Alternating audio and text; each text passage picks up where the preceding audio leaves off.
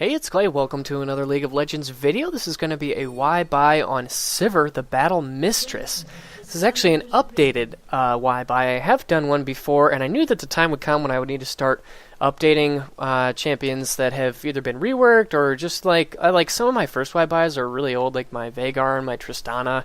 And the gameplay is really bad, and the itemization is really outdated, and I didn't really even know what I was doing back then. So this is going to be the first one. I have been playing quite a bit of Sivir recently. She is a pretty popular champion in the LCS. Very strong, competitive AD carry, especially with any sort of coordinated teamwork. She is probably one of the best AD carries simply due to her ultimate, but she also has some other really good strengths. She has some nice safety between her spell shield and the speed boost from her ultimate. She's very difficult to pin down. And then she also has some fantastic wave clear. She's possibly one of the best pushing wave clearing champions in all of League of Legends at any role or position. Between her Q and her W, her AoE wave clear is insane. So really, really good stuff throughout her kit and a very strong overall popular pick. She is a little bit short range with her auto attack. I believe she has a 500 range auto attack, which is probably the second slowest. I believe Urgot is in the 400 something, 425 maybe.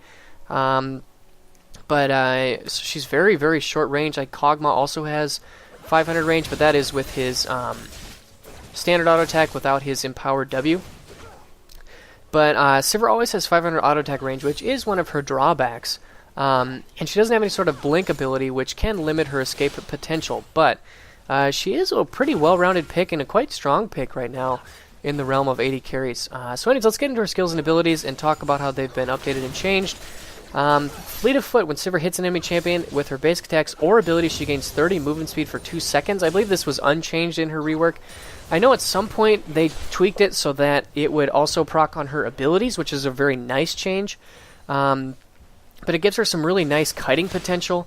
Makes her, again, very difficult to catch. Especially during team fights, it just gives her some really nice, like I said, kiting, repositioning potential. So some really good stuff there. And yeah, it makes her a little bit hard to pin down, which is a really nice ability to have. Just overall, a really nice passive. And I mean, it's almost like having the distortion, or not, I don't actually know what it's called, the red enchantment. The red boots enchantment that gives you the kiting potential, or like the rage passive from the Phage / Trinity Force. It's kind of like having one of those constantly. So really nice stuff from her passive. Next up is her Q, Boomerang Blade.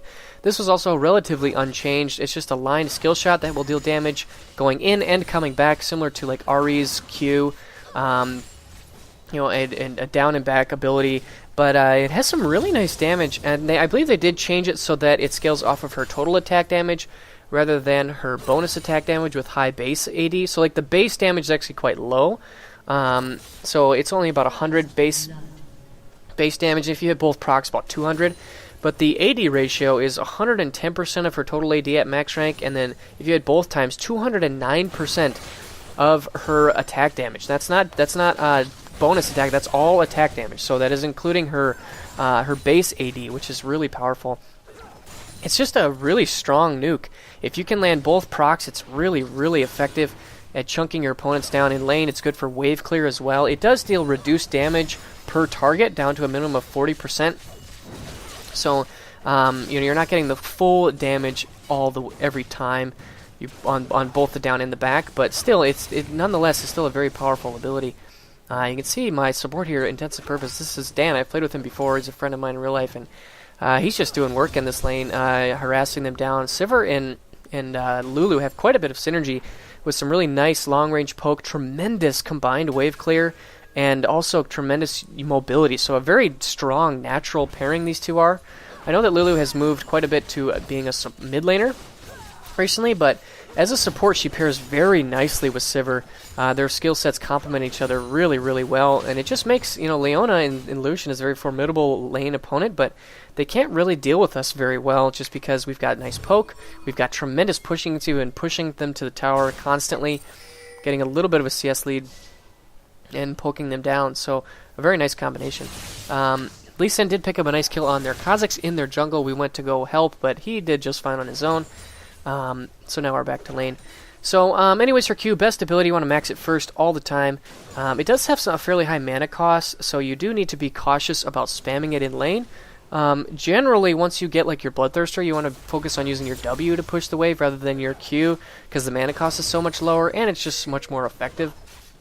But still a nice ability overall, and you really want to try and focus on getting some nice, 3, 4, 5-man procs of this in team fights. Just a really nice ability overall. Next up is her W, Ricochet. So for her next 3 basic attacks, they will bounce to an adjacent or nearby minion or opponent unlimited number of times, and then the damage actually does scale down per bounce, but it will apply on hit effects. I'm sorry, the first opponent is going to be applied on hit effects, but then thereafter not. So this is a really cool ability. It gives her, like I said, tremendous wave clear and pushing power. It is an auto attack reset as well, so anytime you're dueling with your opponent, you want to do a quick auto W, so you can see I used it right there on the Leona. I used the W there to quickly reset my auto attack timer. You can see how the blades are bouncing amongst all the minions and onto Lucian as well. Missing on my Q there, unfortunately. But you can see just a really nice, you can see using it here again for the pushing power as we go on to the Leona, getting her flash out, trying to chunk her down. Oh my gosh, she got so low. How much HP? 41 HP. Very, very low right there. Almost picking up that Q. But anyways, you really want to probably max her W second. The cooldown gets lowered, and it increases the bounce damage. So it starts at 50%, it goes up to 70% of her attack damage. So, that's, and it's just really, really nice for the pushing power it provides. Pushing is a really underrated stat, I think, sometimes, just because, being able to control minion waves and quickly push them back and go and do something else is really nice. That's probably one of the main reasons why Static Shiv and Tiamat have become such popular items, because they'll give any champion wave clear with their auto attacks. So any AD-based champion can suddenly become a powerful wave clearer, which is really useful, especially on an AD carry who's going to be wanting to farm all throughout the game. Basically you just auto W the wave exactly like I'm doing it right here, and you can pretty much just almost instantly clear the entire minion wave, which is really nice. And especially later in the game, I'll go and push big waves, and you can just clear so quickly. So really useful and nice ability overall. And the only real thing to remember is that it is an auto attack reset, so try to get that as often as you can. Next up is her E, her spell shield. This is a really core part of her kit. Basically, when you activate your E, the next ability that is cast on her, she'll be blocked, and then Sivir will regain mana. There was a really nice change here with her rework. Basically what they did is... oh, and one thing I forgot to mention, in her rework, they did change it so that her W would bounce infinitely. Previously, Ricochet, I believe, only bounced to 5 targets, I think, if memory served me correctly. So the unlimited nature is really cool, and then they did change how it scales. I think it used to have like base damage, but now it just deals a percentage of her AD. So, again, a really nice change. I think it was a nice buff, just giving her, really highlighting her strengths as a wave clear and pushing champion. And kind of, removing it, like, the base damage so that it isn't quite so insane. But there, actually, I failed, go back to her spell shield there, I failed to use the spell shield in time to block the Lucian Q. But the basic idea is that whenever you anticipate someone casting a spell on you, you just use your spell shield, you'll block the spell and regain mana. A really nice thing that they changed in the rework is that this has no mana cost on cast, which is really useful. It used to give a lot more mana back, but it cost mana. So a lot of times, if you used it incorrectly, you were punished, which was pretty harsh. And Sivir has high mana costs, especially on her Q, so this gives her some inbuilt mana sustain, which is really nice. Here I believe I'm going to pop my ultimate, dodging all of Leona's abilities and getting the kill right there. Trying to spell shield at least a little bit of that Lucian damage and finish him off, but a nice combo right there to use my On the Hunt to close the gap and go aggressive when the Leona was expecting us to run away, and we picked up the kill. So a nice stretch right there. The spell shield is really your 1-point skill. There's no real reason to put points in this earlier. All it does is reduce the cooldown, which is quite useful, but it also increases the mana restored from 60 up to 120. But really, this is your 1-point skill. Your other two are just much better at dealing damage, which you really need in lane. So definitely, yeah, like I said, want to pretty much always be maxing this ability last. And yeah, you getting a hand on when to use her spell shield is really important, because it's really core to her safety. So like when Leona jumps on me, I want to really make sure that I'm using my spell shield to keep myself safe. And here I'm actually using my auto attacks and my W, and there's my Q to try and pick up the kill. I actually did pick up the kill there, but then we both, both Dan and I flashed in to finish that one off, which was a mistake. But I thought I actually would need one more auto attack, and then what do you know, here comes Vel'Koz. I spell shield one tick of his ultimate, but that's not going to be enough. And I do end up going down. Unfortunately, a nice roam by Vel'Koz gives him a double kill. So that was a mistake. Giving up our flashes would have saved us there. So cost us in the end, but not too big of a mistake that it will throw the game. But yeah, not too much more to say about the spell shield. You just kind of got to get a feel for it when you're practicing her, anticipating when people will cast spells on you. Certain spells are really easy to take, like, you know, especially like a Caitlyn trap. It's already on the ground. You just pop your spell shield and run over, and it's free mana. Or even like a Jinx W or Zap. It's a very telegraphed spell. So any of those that are very easy to anticipate are really good for Sivir to spell shield and get the mana back. So here we're going to take a dragon. And then lastly is her ultimate, On the Hunt. They added a passive component to this where she will gain 40% attack speed while Ricochet is active. So even if you put points into your W earlier, you don't gain this passive component until you level your ultimate. But then at that point you gain 40% attack speed while your Ricochet is active, which is really nice. This is her steroid. So basically, when you hit 6, your W also becomes a 40% attack speed steroid, which is really useful. Here I'm going to use my ultimate and my W, and we are going to pick up that kill with the Lulu Ignite. So roaming across the map using my ultimate to make plays has been really useful. But there you actually saw the other part, the active component. Sivir will grant all nearby allies 60% movement speed that will reduce to 20%. I believe that they used to have an attack speed component on the active, but they moved it to be a passive component linked with her W, which again was a really, really nice change. So now the ultimate is basically like a second Shirelia's, or with Talisman is what they changed it to. So it gives your team a really nice speed boost, and this truly is the core of what makes Sivir a strong champion right now, and why she has returned to competitive play, is because her ultimate has become very highly valued. You know, regardless of what her other abilities do, her spell shield is great, her Q and her W are great for wave clear and for poking and pushing and stuff, but what really makes Sivir tick is the speed boost from her ultimate. It basically gives your team just tremendous catch potential, and I believe the phrase that Kobe coined was during the LCS broadcast is the Stampede. You've got these 5 champions just rushing at you in a late game team fight, and they can catch somebody out and get a pick, and it just makes Sivir an extremely powerful late game team fighting champion. She really has a very strong niche in that regard. That her utility is really high for the what she provides to her team, but it's in the form of a speed boost rather than a crowd control. So really, really useful to have. You know, not only do you have your support building, the ancient coin line into the talisman, which Lulu has done in this game, but now we also have the On the Hunt. So basically my team, whenever we want to get into a fight or get out of a fight, you're going to want to pop your ult and just go to town. And it really, like I said, does a lot for your team. So those are her abilities. Some really nice quality of life changes, little things like changing the mana cost on the ultimate or on her E, moving the attack speed to be a passive component of her W is really nice. The wave clear and pushing potential from her Q and her W are really nice. But really the thing that makes Sivir is her ult, and having this ultimate, you can see so far in this game, every time I've used it, it's led to a kill or something good happening for my team. And like I said, in combination with Lulu, who's got the Shirelia's, who I keep calling it Shirelia's, it's Talisman, and who also has her W.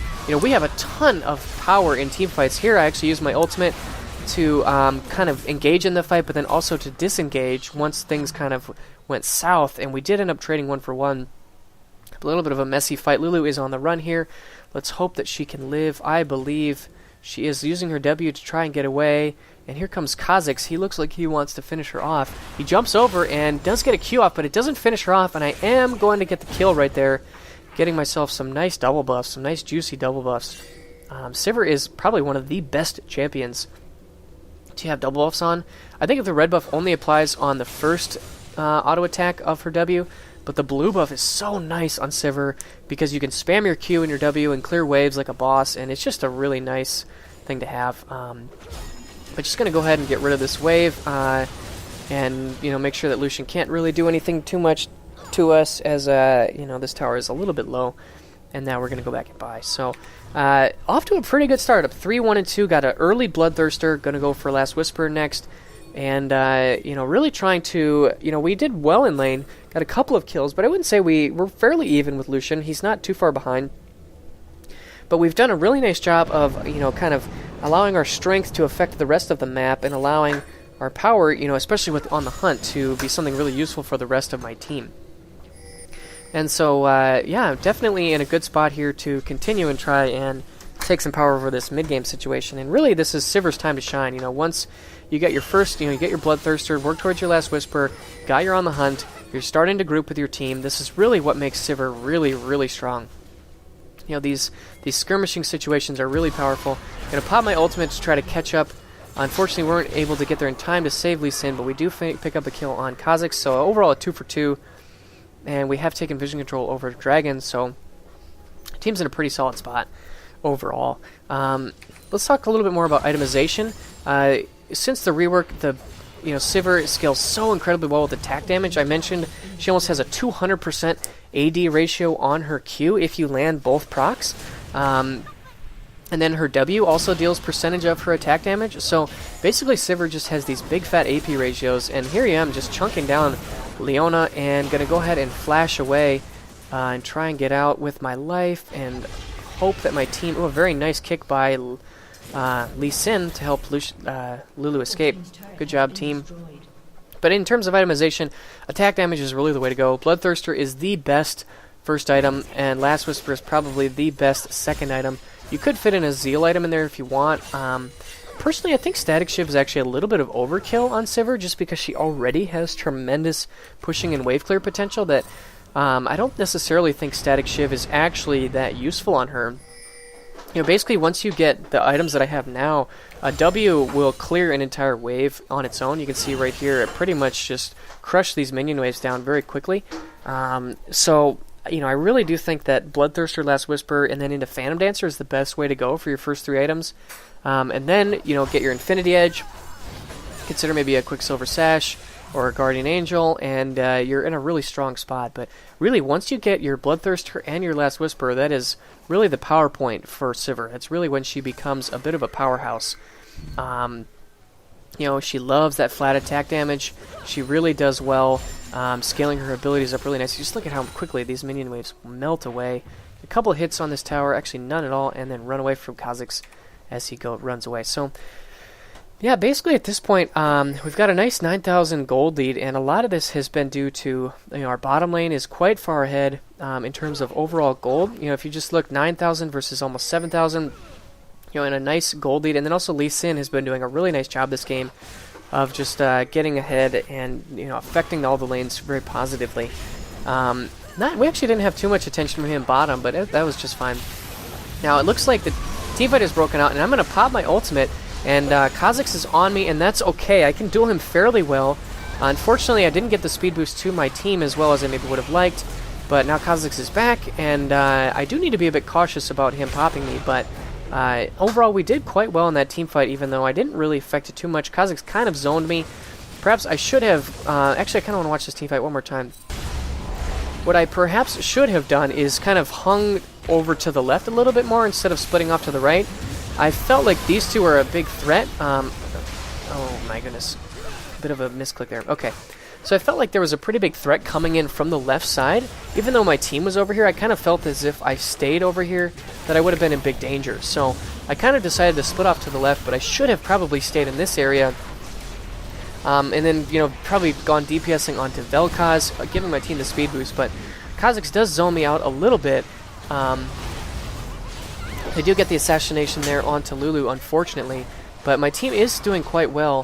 Their Vel'Koz got popped, I believe, by our Veigar. And the rest of my team is still pretty strong between Lee Sin and Renekton. And I can pretty much handle Kha'Zix at this point because I am, pretty powerful. in terms of my damage. And we just end up doing pretty well in that fight. So, it looks like I think we might actually be able to pick up a kill. A nice dash there by Renekton to set up a kill on Lucian. And just going to put us in a nice spot. We only lost 1, and we got 4 kills there. So, overall, a really, really nice trade for my team. And so now just pushing these lanes, trying to take towers. It looks like Lee Sin did get caught out pushing mid, but that's okay. Way to get a tower in his stead. And I'm just going to run back mid. Finished off my Phantom Dancer, got some mana pots. One thing that I find when I play AD carries, I haven't played a ton of Sivir. You know, I've kind of more picked her up in the last month or so. Just because, I don't know, I just didn't really get on the hype train when she did get reworked for whatever reason. But, you know, now that I'm back on her, I find myself, especially on any new AD carry that I haven't played a ton, running out of mana pretty quickly. So I've been buying some mana pots to try to offset that, and that's really all she needs. In terms of investing in a mana item, I just really think that would be overkill. You know, your W is so strong for wave clear that you don't really need your Q to farm. You really just want to save your Q for team fights, you know, to get that double proc of damage. And, you know, like I said, your W is more than enough, just melting these waves with 1 W. Here's another team fight, using my ultimate to try and join in, but it's all pretty much over as our front line is dead. Gonna flash out of this. Did not want to turn around that corner and just try and get away. So a little bit of a misplay from my team, but I still think we're in a pretty strong spot. My Q somehow missed everybody there, and Lulu is in a little bit of trouble, but able to turn things around here with the Veigar stun, able to pick up that kill with the bounces from my W.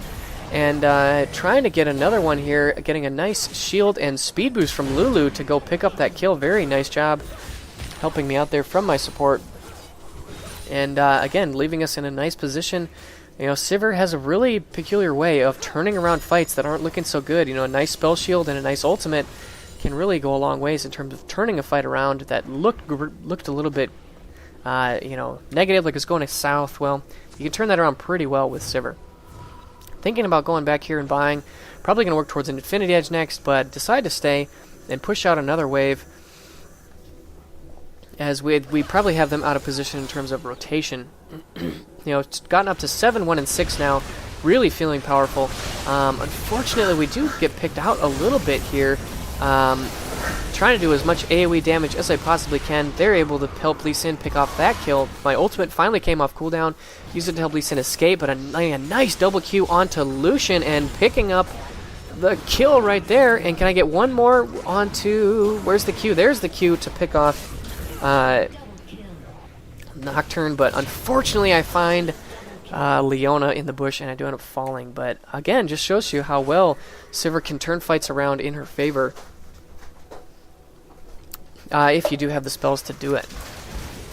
Looks like they are gonna... Oh wow, that was a nice combo there from Veigar. I'm assuming just a... threw down his box and landed a nice DFG plus ultimate. I'm just gonna run down here and push out this wave. A little bit risky to be around the 30-minute mark and in the bottom lane. You want to be around Baron at this time, but I see that the enemy team's backing up, so I just go ahead and take Dragon. And gonna rotate mid and try to help out my team. You know, again, pushing waves in, keeping the pressure, you know, forward on the map. Controlling lane movement is really important.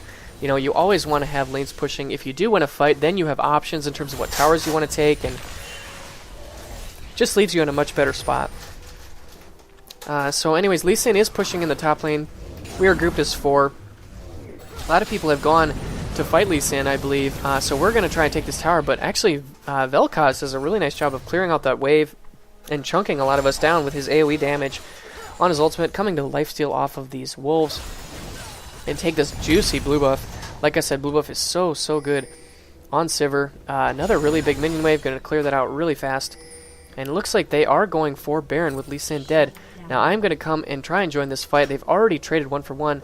And now I'm going to join this fight a little late, using my ultimate here and getting the first kill onto Nocturne. Now going on to using my spell shield there against Leona and my barrier, getting out the kill right there onto Lucian, and do end up falling though, unfortunately, to the ignite of Leona. So unfortunately not able to survive that fight, but still left us in a good spot. I can see our support Lulu's doing really well. Got her Sightstone and her Talisman. Now moved on to Zhonya's. So really nice choice Lulu scales her utility scales so hard with ability power that it definitely is a solid choice. Just waiting to respawn here and start pushing again. Don't think too much is going to be happening. Oh, it looks like they are doing some fighting across the map, but ooh, unfortunately though, Nocturne did get vision and does take out Lulu. So nice play there from Nocturne. But you know, I definitely feel like our gold lead has really stretched. I'm feeling very powerful, finishing my Infinity Edge and getting the enchantment on my boots. I've got to forget where the Führer enchantment. Oh, I cameraed there. Using my ultimate to try and keep my team alive. They're finishing off the kill on Leona. And just rotating up with my team, we picked off 2 kills. Let's actually watch this fight one more time.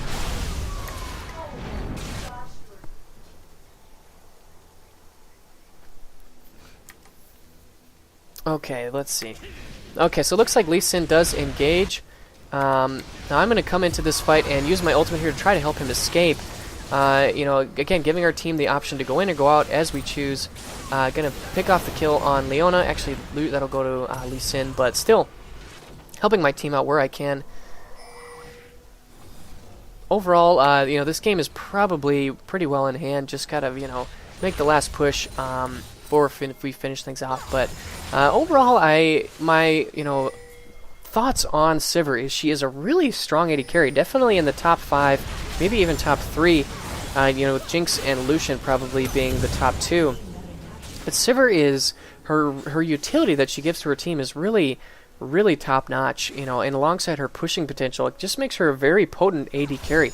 You know, her objective control, her ability to engage or disengage from team fights for your team is really unrivaled, and no other AD carry really has utility like this. Most of the other utility ADs are crowd control based, Ashe, Varus. You know, but Sivir is a little bit unique in this regard, and it just kind of makes her a really cool and fun pick to play. You know, she's got low auto attack range, but still she has some really curious and unique strengths that I think make her a very interesting pick. You know, like I said, there aren't a lot of other ADs that are much like her. And, you know, not a lot of other ADs have a playstyle similar to her. You know, knowing when to go with your ultimate is a definite skill to pick up with Sivir. So, you know, it's a really interesting champion to play. So it looks like we are getting some nice damage here. Gonna pop my ultimate, and we're going on to Nocturne. Gonna pick him off very quickly. Now moving on to Vel'Koz.